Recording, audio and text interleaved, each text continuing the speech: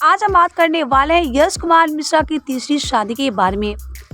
क्या आप सभी जानना चाहते हैं कि आखिर यश ने निधिशा को क्यों दे दिया धोखा? तो वीडियो में आगे बढ़ेंगे और आप सभी को बताएंगे यश कुमार मिश्रा अंजना सिंह के बाद अब क्यों दे रहे हैं निधिशा को धोखा। तो वीडियो में आगे बढ़ेंगे और आप सभी को यश कुमार मिश्रा का ये वीडियो दिखाएंगे और आप सभी को बताएंगे। लेकिन वीडियो को लाइक और सब्सक्राइब नहीं किया तो पहले इसे लाइक और सब्सक्राइब कर ले, ताकि आने वाले वीडियो की नोटिफिकेशन सबसे पहले आप सभी को मिले। वीडियो में आगे बढ़ेंगे, लेकिन उससे पहले आप सभी अंजना सिंह के फैंस हैं तो वीडियो को लाइक और सब्सक्राइब करना तो बिल्कुल ही ना भूले।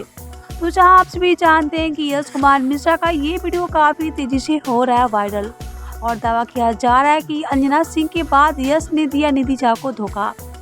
तो वीडियो में आगे बढ़ेंगे और आप सभी को बताएंगे यश मिश्रा की तीसरी शादी करने के पीछे की असली वजह क्या थी। तो चलिए बिना देरी के हम आप सभी को बता देते हैं।